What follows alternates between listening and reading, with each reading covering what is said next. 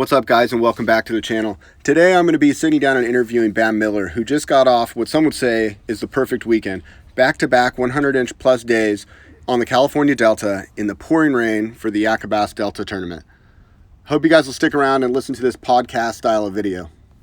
All right, guys, so I'm here. I've got an exclusive interview with Bam Miller. Those of you guys that don't know Bam, he's professional kayak fisherman, rod builder, boat angler, and he just had one of the best weekends in kayak fishing history. I mean, I don't know too many people that have broken 200 inches. Well, first, a 100-inch day is like almost like bowling a perfect game, right? Yeah, I mean, I couldn't see it getting any better. You know? So pretty much, for a kayak fisherman, a perfect day. And it's a 2-day tournament. You do that basically back to back for what, 201 inches? Yep, 201 inches for the 2-day total. Which is absolutely mind-boggling. And not only that, he does it in the pissing rain this weekend. In Northern California, although it's Memorial Day weekend, it was just torrential downpours. Yeah, no, it was a crazy spring storm that came through, and I don't know, I wasn't ready for it, and the people that were out there fishing, you guys are crazy. That's all I gotta say. So this is the Yak A Bass Delta tournament. It's their third or fourth stop on the trail, or maybe only their second? I think it's only the second stop for Yak A Bass this year. I think Berryessa was number 1, and then Delta being number 2. So you're having an undefeated season then with Yak A Bass? Thus far, I suppose. Yeah, I don't know, man. This is pretty crazy. I didn't expect this to happen at all. I'm still actually trying to figure this whole thing out. Yeah, it's pretty amazing. So I've known Bam since, I don't know, you came to my shop, what, you were 16? I think I was 16 when I first met you, yeah. Yeah, so his dad and mom and dad came by, and they wanted to pick up some new fishing kayaks. Mm-hmm. And they said, hey, our kid's really into fishing, and we want to get a kayak for him to fish out of. And I think you guys ended up buying 3 redfish. Yeah, we got 3 native redfish. We got a 10 and then 2 12s. And it was really my mom's idea, really? To do the whole thing. Yeah, my dad and I, we fished, as long as I can remember. Yeah. And fly fished. Fly fished, yeah. Fly fishing streams mainly, up in the Sierras. And my mom wanted to be able to make it something that we could all kind of do as a family. Mm-hmm. And so she said we should get some kayaks, and really based kind of off of your shop opening and everything else and the initial hype and lodi of kayaks. So she was all fired up on it. And then, here I am, 8 years later. Yeah, 8 years. You're 24. Whew, man, that's crazy to think about. 8 years later, here I am just so into bass fishing and everything, and it all stemmed from that. So it's pretty crazy. Yeah, it's so cool. So when I first met you, I remember one being like, man, there's a young kid that's way into fishing. And at that point, like fishing nowadays, I feel like in our area, young people, it's not as uncommon. Like Lodi High has a bass team, Toke High has a bass team. Mm-hmm. But 8 years ago, I didn't know a whole lot of kids that were crazy about fishing. Right. And I remember you coming in being so excited and like willing to help me install rod holders on your boat. Yeah. And I think I even said that very day, like when you guys picked up your boats, like, hey, when you turn 18, come back and you got a job. Yep. That's exactly what I did. Yeah. I got a hold of you, I think, the day after I graduated, and I was working, I think, 2 days after that. Yeah, I was like, perfect. I need the body. Yeah. But when you find somebody that has that sort of passion, you want to plug them in and get them involved, because if you give somebody like yourself the opportunity, no different than when I got the opportunity, it was a life-changing thing. I was doing something that I was so passionate about with the kayaks, and I realized, hey, I can make a life out of this. And I feel like you kind of got that same start. Like you the bug is deep in you. Right. And I mean, the passion, yeah, I guess you could say, stems from a very young age, and my dad taking me out fishing and just being in the outdoors in general. Because I grew up hunting and fishing a lot, and right. Now I hardly hunt. Yeah. Mainly just because fishing's so expensive, I kind of had to just pick one sport to stick with. So now I fish, but no, yeah. I mean, working at the kayak shop kind of took what was something that I really enjoyed doing in my free time and made it into something that I wanted to pursue. And obviously, being around you and seeing you pursue, your passion, kind of made it a real idea.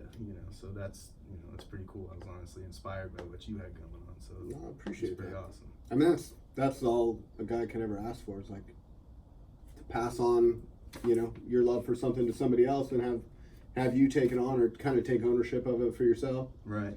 So at some point, I mean, you worked for me. You're a rigger. I mean, a lot of the cool builds you guys have seen come through the shop is stuff Bam's worked on or had his hands involved in or inspired, because there was a lot of stuff that we were doing out here. I think back to the Kilroy when we put the stand-up bar on the Kilroy, Right. and just a lot of the things that we did, like that were mimicked all over the country. How silly does that seem now, though? I know, right? Like, to go back, we were next level with the stand-up bar on a Kilroy, and Yeah. now we've got guys with GPS locking trolling motors and the It's craziest gone. fish finders and light setups. And Yeah, we created a monster. It's almost gone too far. it's insane what it's come to. I mean, you know, if you would have asked me 5 years ago, 6 years ago, if it was going to get to this point in kayak fishing, I'd been like, nah, you know, I don't think so. But now that At we're some point, here, but they would just buy a boat. right? But no, it's a completely different sport. It is, and you know about that pretty well. You obviously were sitting next to your bass boat. Yeah. You tournament fish out of a Old Betsy. bass boat. At some point, you made that transition, but you still choose to do kayak fishing as well as boat fishing. Like, what do you see as the difference? You know, the a lot of people, I feel like, especially coming from the boating world, I feel like there's sort of a sense of like looking down on the kayak fishing thing, which is ridiculous. One, you know, obviously, and then two, the level of competition is like the same. You know, there's excellent fishermen in kayak fishing, and there's excellent fishermen in boat fishing, and I really want to say that there's a lot of guys that would jump from the kayak to the boat and wouldn't do well, and there's a lot of guys that would jump from the boat to the kayak and also wouldn't do well. Well, we've seen that firsthand now. We've seen some, boat anglers sort of adopt the kayak. It's a whole different beast. You Right. can't just run and gun. No. You can't just depend on a motor to get you home. Like, you have to be like somewhat physically active. You got to be able to, pare down what you're bringing with you, and then you got to be able to fish the water well. You can't just say, there's no fish here, and run. You got to really Right. Yeah. take your time. There is no moving. Yeah. I mean, there is to a certain degree, of course, but if you pick an area to fish, that's where you're fishing. And starting out like that in bass fishing for me, especially on the Delta, I think the first 4 years of my bass fishing was only on the Delta. Okay. You know, I live 15 minutes. Right. You know, and you know where I always liked to fish back in the day. I was always fishing whites. You know, and 4 or 5 years ago, for the guys that were fishing whites back then, it was a totally different beast back then, where it was pumping the fish out. So I got to learn about bass fishing in the kayak in an area that was producing big fish all the time, and it was just a timing thing, I think, for that to work out so well. Yeah. And that's that first couple years of me fishing that area, I learned more about bass fishing in that time frame than I have, in any. Yeah, your learning curve kind of just went straight up. Because when I first met you, you were strictly fly fishing. Right. And you were fly fishing for bass, trout, kind of a little bit of everything. But I remember, like, your dad wouldn't even let you pick up conventional. No, yeah, it was always so frowned upon. Both my dad and my uncle are avid fly fishermen, and I'll dabble in it every now and then still. In fact, I'm doing the bass and fly event next week with my dad. But Oh, nice. Taking the boat out? yeah, we're gonna take the boat out. They have the kayak division, but it's just be easier to get my dad out. Yeah, it's good to get the a little pops more out. fun too. We get to kind of hang out with each other and have a good time. So Nice. excuse me, but yeah, going from fly fishing to the whole bass fishing thing also, I think, kind of gave me a little bit of a weird skew on how things work and the way I look at water and everything else. Yeah, totally different perspective as opposed to someone that just grew up with a bait caster in their hand and Right. only doing one thing. Right. So, I don't know. It may have hurt me initially, but I think now that I've had both experiences, I think I can actually kind of use that to my advantage. Yeah. So you've won both tournaments so far this year. The first one, and two very different fisheries. The first one, reservoir fishing at Lake Berryessa, and then last week in Delta fishing. How do you approach different kinds of water that we have here in California? We're so incredibly lucky to have the fisheries that we have here in California. If you look at the Bassmaster, top lakes, Delta and Berryessa are both on the top 10 in the world, So, that alone is crazy. So it's like the bags that you need to catch to win out here are insane. Yeah. If you don't have at least one giant kicker and 4 good fish to follow up, or 2 giant kickers and 3 pretty nice ones, you're not in it. You're out of the game, Yeah. And for Berryessa, I think I've been there like 6 or 7 times in total. Mm-hmm. but they've all been for tournament trips, you know. So every time I go, I'm real lasered in, focused, and trying to figure out the fishery and not just kind of fishing for fun. But obviously it ends up being fun. Yeah. But when I got to Berryessa this year, we had fished a Wild West team tournament, my partner Paul and I, out of the boat, and we got 7th, you know, overall finishing that. I think there's like 157 teams or something like that, on a completely different bite, different part of the lake than what I ended up doing in the kayak tournament. Really? And it was like, what, back to back? What's that? Like the days you were fishing, like weren't you fishing out of the boat one weekend and the kayak the next? Well, so the Wild West tournament, I want to say it was like 3 weeks, maybe a month before the Yak A Bass tournament, and it was kind of on the tail end of maybe because they fished. Did Yak A Bass fish Berryessa earlier in the year for a Yak A Bass? I want to say that there was a KBF event. KBF event. Okay, that's right. So the KBF event in Berryessa earlier in the year, these, you know, the guys that fished that will know the lake was super blown out, really muddy, high water, basically all the conditions to make a normally clear water fishery just fish awful. Yeah. And so for that tournament, we actually ended up catching all of our fish on a chatterbait at Berryessa. So chatterbait again, you know, was able to work out pretty well. But when I showed up for the kayak tournament for Yak A Bass, we did the Dark Horse Division Derby the day before. Oh, right. And which I see a trophy. Yeah, and I managed to get that one somehow. This is like your little perpetual trophy that rolls around, sponsored by Sierra Nevada? Yeah, so Sierra Nevada and Dark Horse kind of teamed up on pretty much the day before each Yak A Bass event. We have our own little derby that we do in kind of MLF style.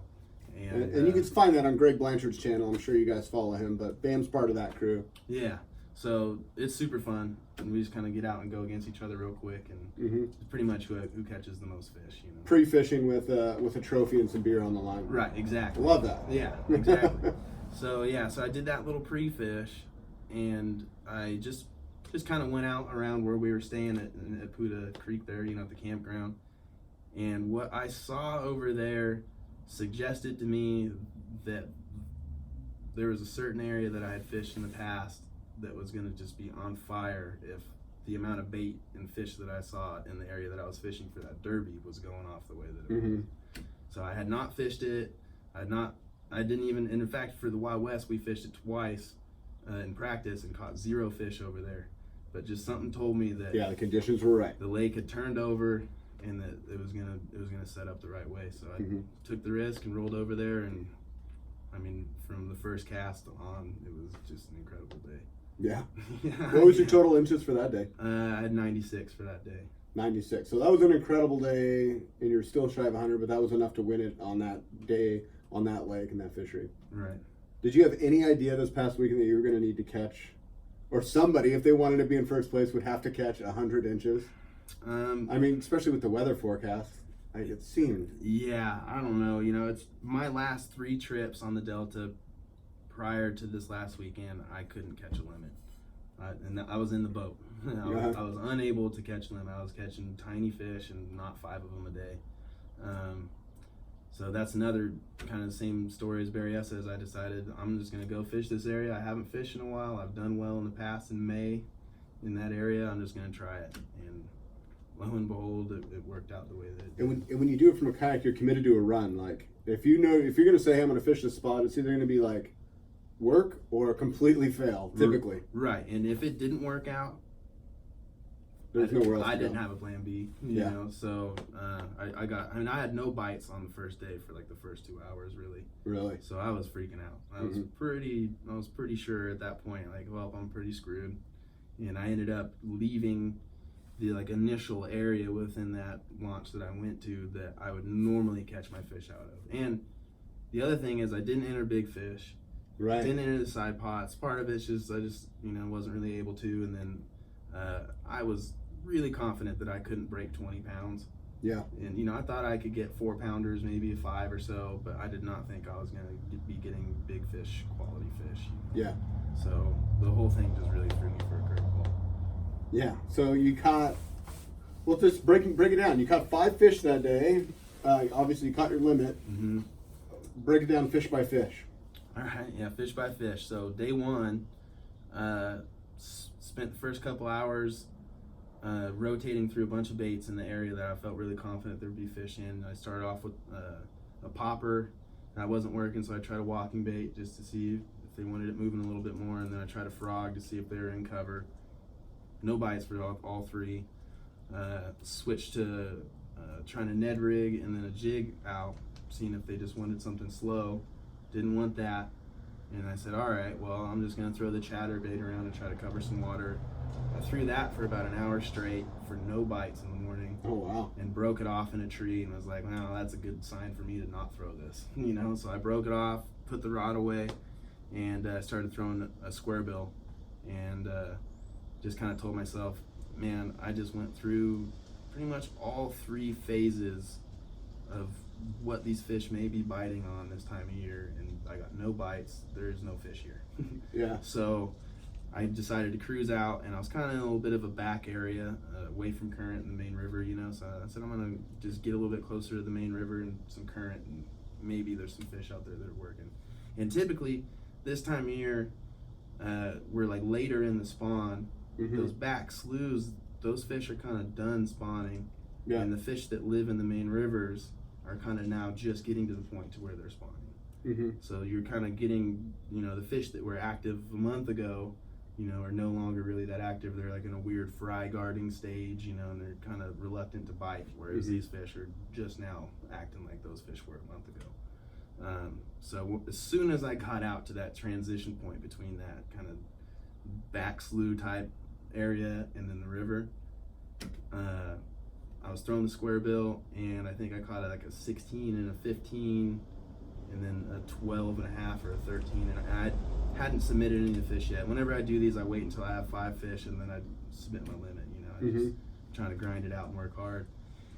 And I just couldn't pick up a 4th or a 5th fish on the square bill, and I'm just in my head, just kind of, you know, obviously by myself. And that's a whole other thing about this kayak fishing thing, is being alone. And I normally have a partner to kind of bounce ideas off of. Yeah. You know? So I'm sitting there literally talking to myself. And I said, you know what? They're eating the square bill. I always catch a bunch of small ones on the square bill. Chatterbait is my go-to giant fish catching machine, you know. This should work, you know. So I tied it back on, and I'm sitting there texting the Dark Horse crew. We're all sitting there texting. Alden had found a group of alpacas on the side of the Delta, so he's texting us about alpacas, you know. And so I text back, and I was like, man, either you are blanking or you're crushing them, because I don't know why you're on this group text talking about alpacas, you know. And it's raining outside and stuff. I'm like, man, this guy's the video he posted, just the torrential rain. Oh that's the part that needs to be painted, is the rain was insane. It was brutal. And you know, that whole time too, I'm just thinking, I might just get my 5th fish and go home at this point, you know. Because it might be good enough to have me doing all right in this type of weather, you know. And so I get done texting back that little remark to the group message, and I set my phone down, and I tied on the chatterbait, and I think it was my 3rd cast in. I threw the chatter out, let it sink to the bottom, and it's just the slowest wind I can possibly do while feeling the blade going. Because I had determined that the bite wasn't necessarily on fire, right? You know, so it's like, I'm just gonna try to force feed this thing to these fish, feeling every single rock and piece of grass I can feel on the way back.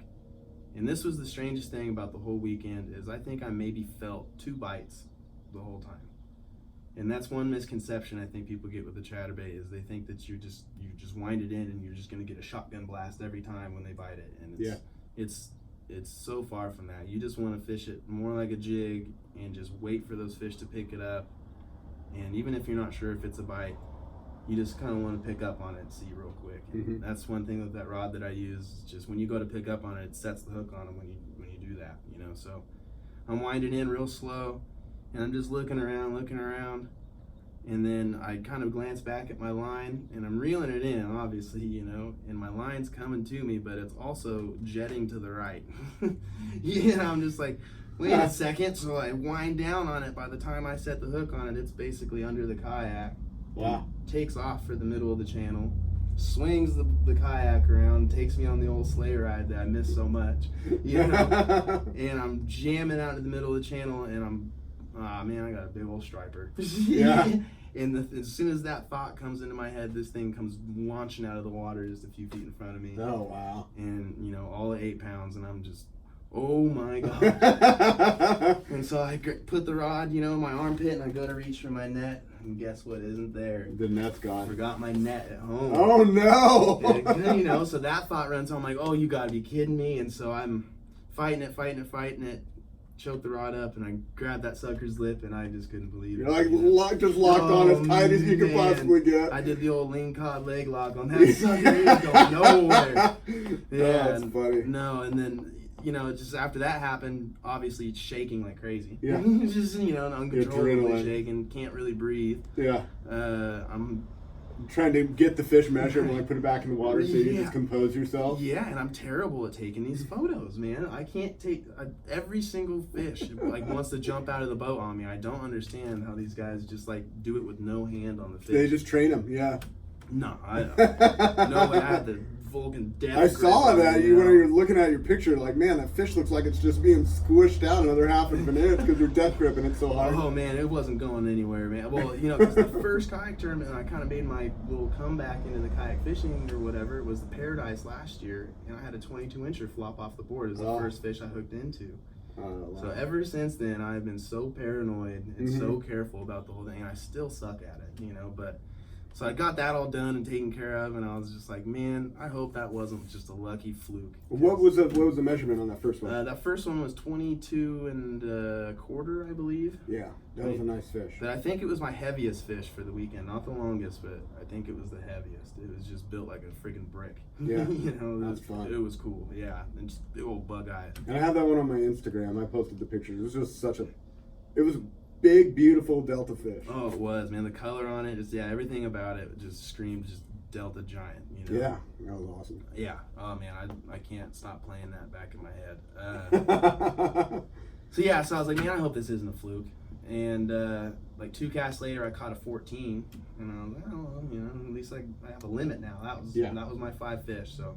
Not a bad limit if you got that kicker right. and a 15, a 16, a 14. It's not bad. Right, yeah, not bad. So I figured, all right, I'm doing pretty good. So I stopped on the side of the bank real quick, uploaded my 5 fish. Like I always wait until I get my 5.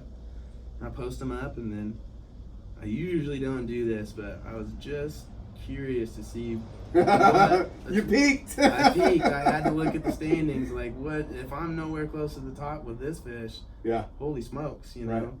And I think I was sitting in second at the time after that fish, and Travis Lear was. I was going to say Lear was up there for a while. Yeah, he'd been catching them all morning, apparently. You know, excuse me. So I was like, all right, well, I got to just catch a couple more nice ones, and I think I'll be okay. You know, I was thinking maybe a couple 17s, probably, you know, send me over 90. I think was like kind of my goal. Shooting for 90. Right.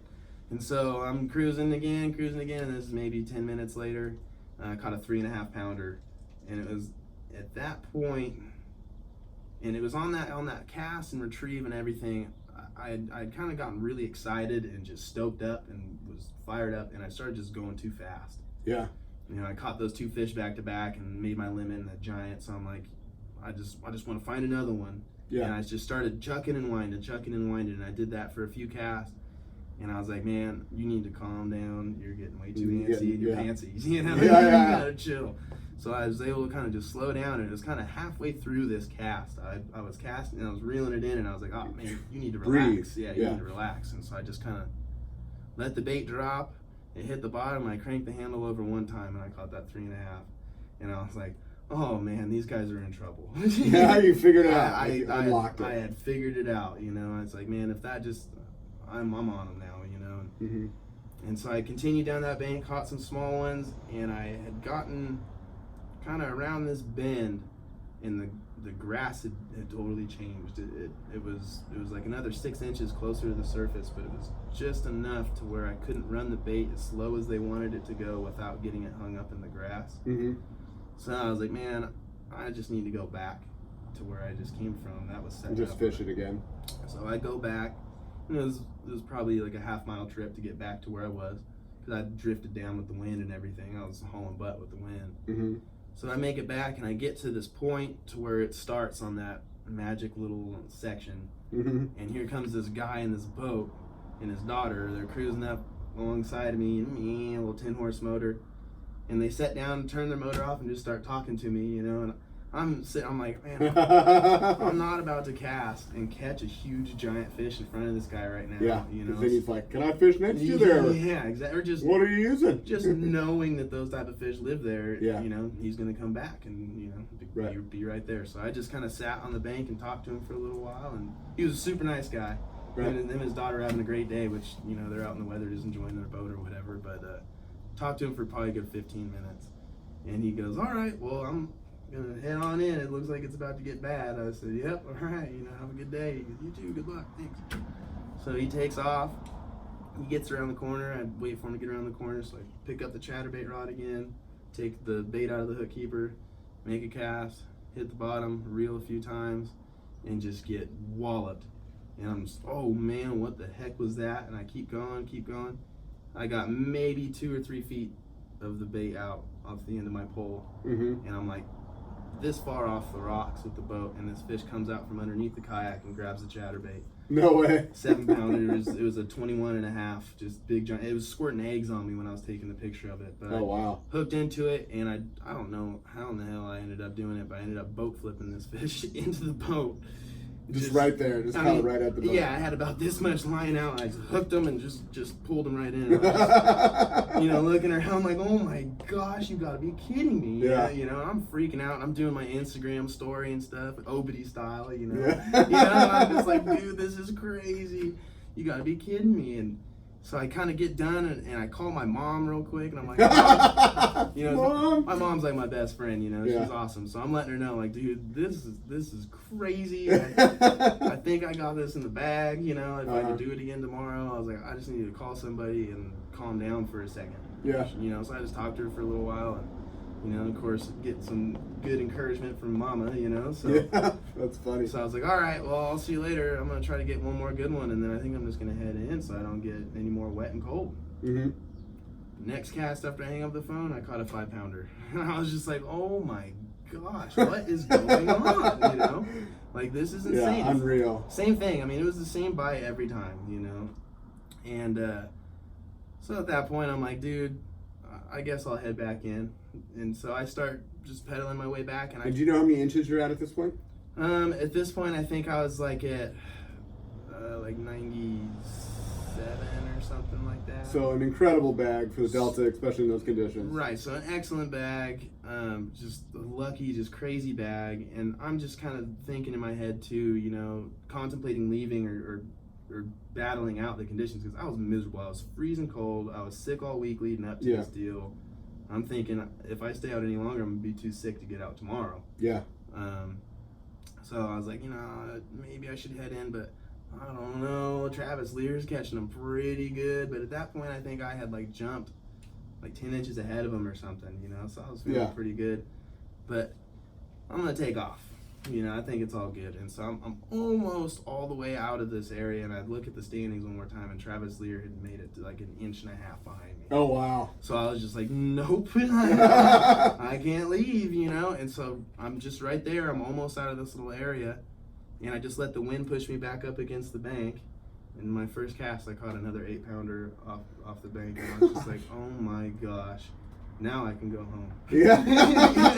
And so I just I pedaled home, cruised home, and that was day one. Man, that's like a day of a lifetime. Yeah, no, I mean, it's by far my best solo bag I've ever had, boat, kayak, whatever. Yeah. I've never caught them that good, and I've only had one bag bigger with a team. That's pretty incredible. Yeah, I'm super blessed. That's really the only way I can really. Did you like catching bigger fish off the kayak or the boat? Oh, dude, it's so much more exciting out of the kayak. Yeah. You have no control over what's going on. And granted, this is my second time ever using a Hobie.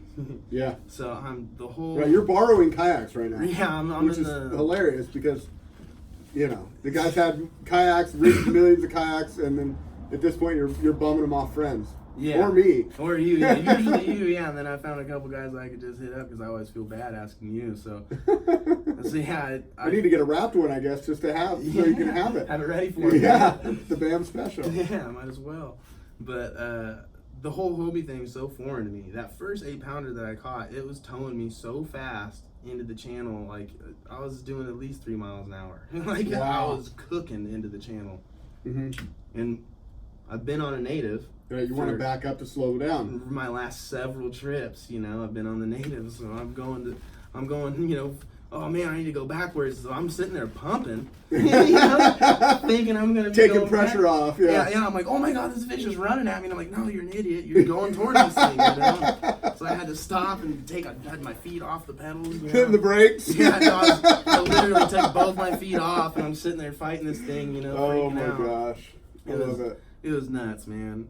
And that's what's really cool about kayak fishing is it's just so chaotic. You're so close to the water and the fish, and it's a much different experience. I like to tell people it's more of an amphibious experience, especially in the rain like that.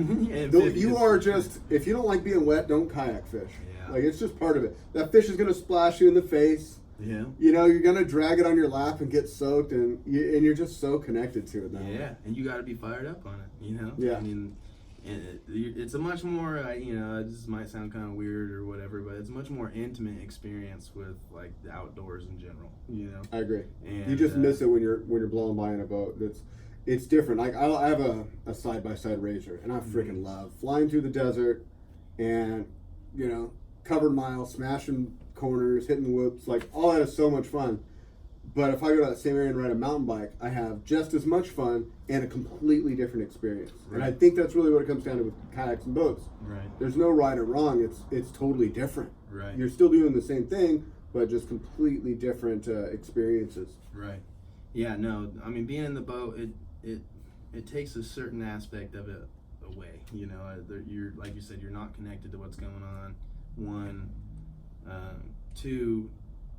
You're just like, you have so many advantages from the boat, right? You know, and in the kayak you really don't. You know, I mean, that's it's just simple. It simplifies it down. It's just the simplest form of you getting out on the water and being able to hit these fish. You know, other than being on the bank. You know, yeah. And to be actually, you know, they're not saying that there's no benefits to the kayak or whatever. That's completely untrue. Part of my bite was being right on the rocks. Mm-hmm. And keeping that bait in the trough the whole time, just right in between the weeds and the rocks. You're right. So in the Delta, yeah, like, you got a bank, the weeds grow up, and there's like this little spot. Right. That's like kayak width that you can just either, like, some people paddle on and anchor into the weeds or park up, pull in the weeds, or like you were doing, probably just working straight up the channel. I was just going straight and just paralleling it the whole time, yeah. And there's certain banks that set up that way, and there's certain ones that don't.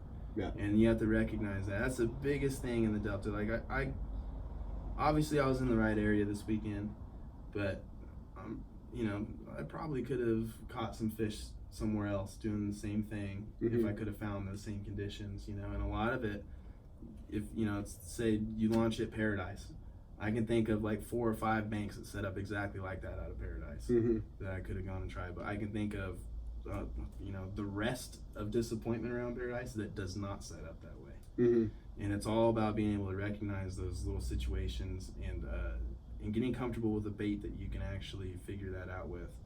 I didn't use a fish finder this weekend. I hardly ever do on the Delta. I learned more about how these banks are setting up using a chatterbait than I do using a fish finder. And that's just being able to feel the grass and feel, and after using it for so long, I can feel if the grass is right or if it's wrong. Yeah. If the tide's right, if the tide's wrong. Especially so you're telling people what they don't want to hear, Ben. You're telling people it comes down to seat time and getting your butt on the water. It's all time on the water. It's just, you know, it's no substitute, man. No substitute for hard work and time on the water. That's a fact. I mean, it's read up, you know, be on the internet, be networking and talking to people and get your knowledge for sure. But you definitely got to spend the time out there to know when to apply these things that you. Yeah, I always tell people mix 1 part reading with 2 parts paddling. Yeah. You know, do all your online research, watch YouTube videos, but then take that and go spend twice as much time on the water, whether it's learning to kayak or fishing or whatever. You'll learn more in a concentrated time from that time on the water. Just like you said, that year or 2 you spent fishing white slough nonstop taught you the Delta in a microcosm more so than anything else you've done. Right. So, all right, well, I don't want to get too off track. Let's fast forward to day 2. You've had this first incredible day. the weather forecast is setting up to be even worse. Yeah. And what's your plan? You're gonna hey, I'm gonna go do the same thing? Yeah. So day 2, it's like how could I go somewhere else? Right. So it's like I at least got to go back and try it and see if it, still going on. If lightning strikes twice. Right. Yeah, well, and hopefully not, because yeah. Right, there was lightning in the forecast. Excuse Bad me, yeah. fun. Because the tournament directors, they were on the verge of saying, well, we may just cancel day 2, Mm-hmm. and then it turned to, well, everybody just be ready to look at your email for when we call it for the day. Gotcha. So we're anticipating thunderstorms around 11 o'clock from the night before is what the forecast was saying, but we woke up the next morning and they got pushed back towards 3, 4 in the afternoon. Right. So kind of guaranteed a full day of fishing, which I was super excited because I didn't catch fish until 9 o'clock or 9:30 Right. or whatever on the first day, so I needed that time Mm-hmm. for the tide to get right, or so I thought anyway. Yeah. So yeah, day 2, go to the same spot, pedal over to that golden crazy stretch where all those fish were just sitting in, and I casted in there for probably 30 minutes, and not one time did I ever feel a piece of grass or a rock. And with letting the bait sink, I mean, I would feel it initially after I let it sink, but once I started running it back, it was just in open water, and I never was hitting anything. Which reaction fishing, that's a no-go. You got to be contacting something, right, to get those fish to want to get it. Yeah, if you're just in open water, you're just hoping a prayer. Yeah, you can catch fish, Right. but they got to be pretty hot to trot, and they want to eat usually when that's going on. So I'm freaking out again, going, oh my gosh, I hope lightning doesn't start going off and they call the tournament before I can even catch fish. And right, you could blank on day 2 and somebody just blows you away. Exactly, because game's not over. In the Delta, man, feast or famine, whoever, if somebody had a decent limit the day before, they could have the same limit I had yesterday, on the first day, or better, Right. Because better bags are available out there. So I'm just kind of tripping, and I'm like, all right, what am I gonna do? Do I go back to the area that I started at yesterday, where I usually do well? I don't know, and I'm just kind of thinking back from the previous day, and I'm like, you know what? I'm going to go down to the area that was too grassy yesterday, because the tide was higher earlier in the morning. It was a falling tide all day. So maybe earlier in the day, and the other thing, too, to keep in mind with the tide is that, generally speaking, the tide's like an hour later each day. Mm-hmm. So it was a falling tide the whole day. So it was going to, if I caught him at 9:30, 10 o'clock at that spot on Saturday, I was expecting to catch him like 10:30, 11 o'clock on Sunday.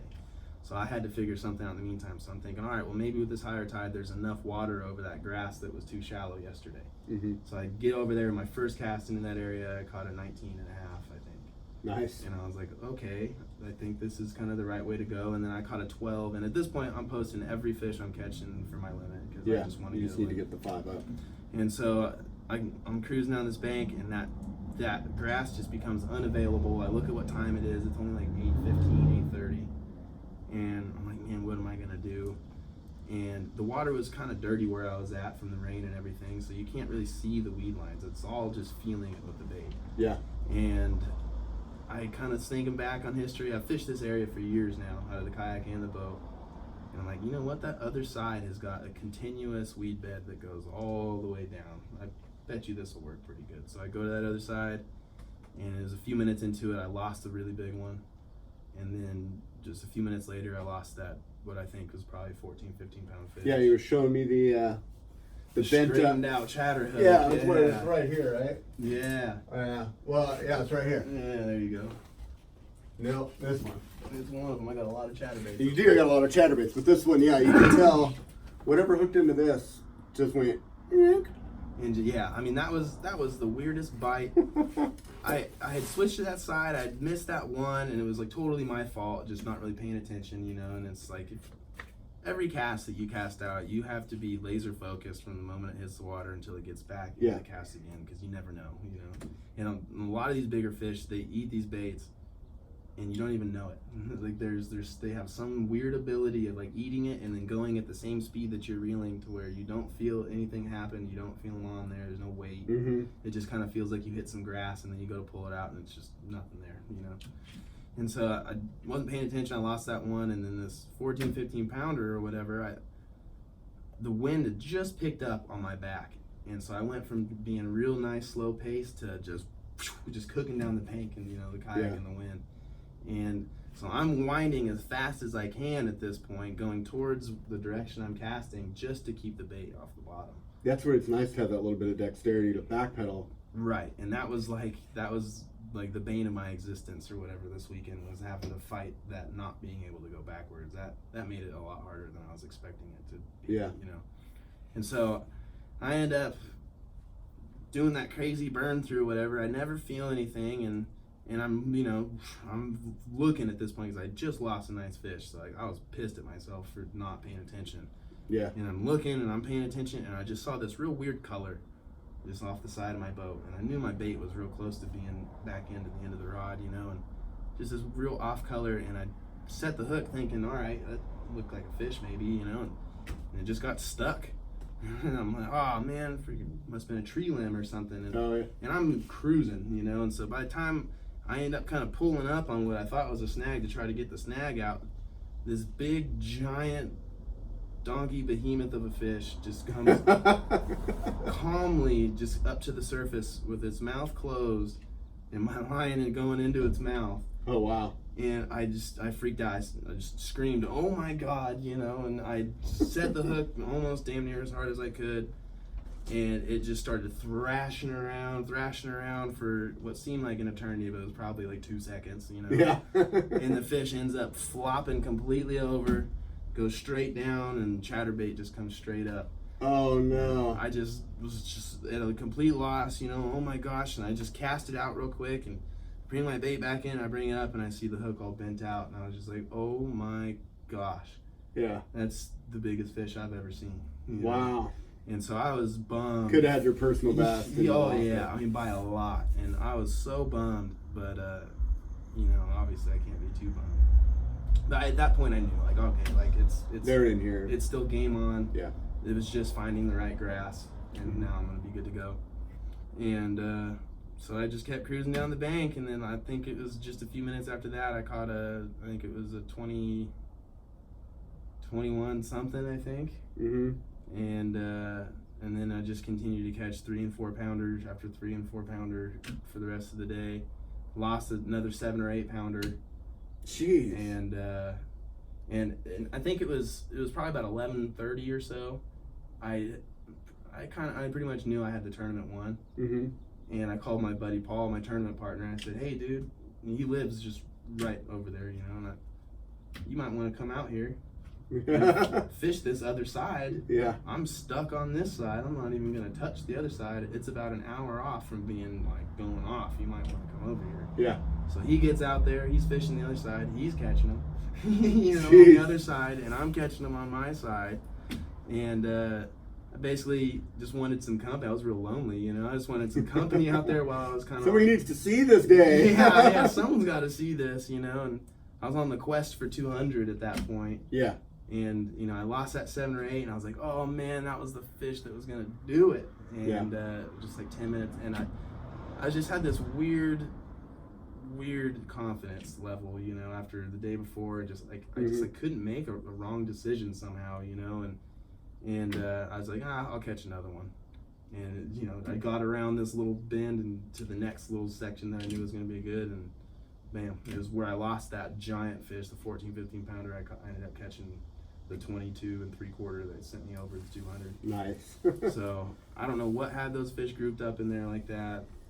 Some of them were spawning, some of them were post-spawn. It was just something crazy was going on in there, and I'm glad I was able to stumble on it. And just like all the stars align, sometimes it just happens. Exactly. And that was your weekend. It was my weekend, I guess. Yeah. That's wild. What did you think, like, when you hit 200? Like, when did that set in about what you just accomplished? I mean, my initial thoughts on the whole 200 thing was, first off, like, that's cool. That's the good even number to be shooting for. And second, I was trying to think, like, man, who's done this? And I'm thinking back, like, on the kayak greats that I know of, which is kind of before everybody else's time here now. Like Hobie Blue Basser, Happy Dog fishing, Brian Buterbaugh, and then you got Matthew Brannon, and like those guys used to crush it, and I'm like, I'm not sure if they ever broke 100. Yeah, I messaged Brian So Brian is a legend out here. I mean, he was fishing before I ever started a shop in a little blue Hobie Sport. Yeah. And he's like, yeah, man. And you were in a blue Hobie. So I was like, do we have a new Hobie Blue Bastard? He's like, I never did anything like that. Yeah. He never had a day like that, which was pretty incredible for me to hear him say, because he was like, in my eyes, he's always been like the OG, the legend. He's a stud. Yeah, I mean, he still is. He's a stud. Well, his hat's off to you, man. He said you. And I've learned so much from that guy. Yeah. And truthfully, a lot of what I know has come from, and I don't think he even really knows it. He probably forgets half the stuff he tells me. He's probably sitting there going, "Damn, I shouldn't have said it." Well, sometimes you tell people stuff. Like I tell people stuff all the time when it comes to paddling, or you get pointers. Mm-hmm. Some people you see them the next time or the next 10 times after they've taken lessons, and they're just still doing the same old thing that they always were. But then once in a while, you get somebody that really cares, right. And that really like takes that information, chews on it, learns it, adapts it to their own style, and grows. Right. Yeah. No. You got 2 ears in one mouth, so you should listen twice as much as you talk, and some good advice. And that's that in fishing is huge. Even if you know more than the guy that you're talking to about fishing, you better listen to what he has to say, because I guarantee you, he knows something that you don't. Yeah. And you can use that to make yourself better if you take the time to listen. But, so what you're saying is they should listen to this podcast twice. Yeah, you might want to listen to it twice, and then go fish twice as much as you normally do and apply it. But Brian Buterball, man, he's the man. So for him to give me props, that feels actually really cool. Yeah, that's awesome. Well, man, it was an awesome weekend. Just an incredible crew that we have going on here in NorCal. Yeah. The Yak A Bass scene, and there's several other tournament trails too that are just doing awesome things, growing this sport and really like waving the banner for the West Coast. Yeah. And I hope this helps. I hope this helps get awareness out for what you're doing out here, your love for the sport, and also just a little bit more into who you are as a person, as an angler. I wouldn't even touch on your rod companies. We should just real quick. Shameless plug. We got talking. Of course. Where's the famous chatterbait rod? This guy right here. That's the old jig rod. Grab one with the chatterbait on it. Sorry, not paying attention here. There you go. Yeah. On your right hand. There you go. So tell me, what is it with this chatterbait rod, and what is Guru rods? For those that don't know. All right. Yeah. So we'll start off Guru rods. So that's me. I'm Guru rods. I've been building fishing rods for close to 5 years now. I really got into it as a wintertime thing, when I couldn't get out after work to fish. Because it's dark, I wanted to do something. So I started building rods, and it was kind of a fun thing at first, and then started getting really into fishing and dabbling with specific rods for baits and really fine-tuning it. And it kind of grew into what it is now. I love fishing more than anything else in this world. And it's like my ultimate dream just to fish and make a living within fishing. Whatever niche I can fit into, I want to fit into it. Yeah. And this is something that I'm really passionate about. I really believe in my rods and everything. And hopefully, me having some success kind of shows some people that there might be something to it.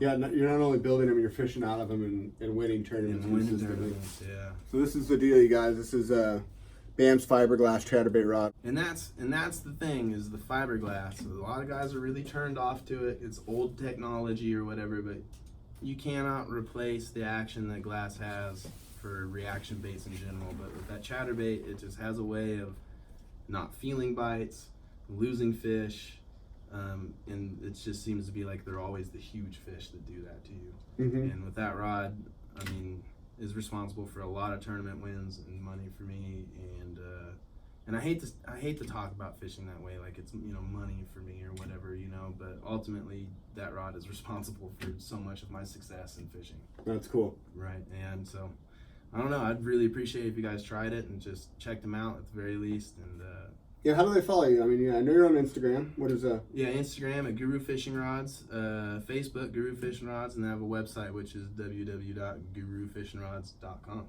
Check them out. I know you made me a custom ocean fishing rod, and I got rid of my Shimano Travalis because I used yours and I could literally feel. I'd be like, all right, that's hard bottom. Okay, now I'm on sand. Now I'm working up a pinnacle, and there's I could tell when there's vegetation on the rocks. Like, it was insane. Right. And so I mean, that's my testimony to them. They're incredible. I appreciate that. I put a lot of love into them and just try to make sure that it's something that I would personally use. Yeah. know. And that says a lot too. I mean, yeah, you know, being a passionate angler. How about yourself, like Bam Miller? You know, you're on Instagram. Yeah, Instagram. My Instagram handle is Bam is the man. Bam like Bam, like Bam Bam, Bam, Bam. Flintstones. Yeah. So yeah, Bam is the man. Got a ton of fish pictures on there and goofy content. And it's fun to watch. I try to just be myself. You know, I'm a goofy guy. I try to have fun, and don't ever be afraid to approach me or whatever and say what's up, because I really want to talk to everybody that I possibly can. I love talking fishing. So no, yeah, fishing's my jam, man. This is my life. Any plans for the future?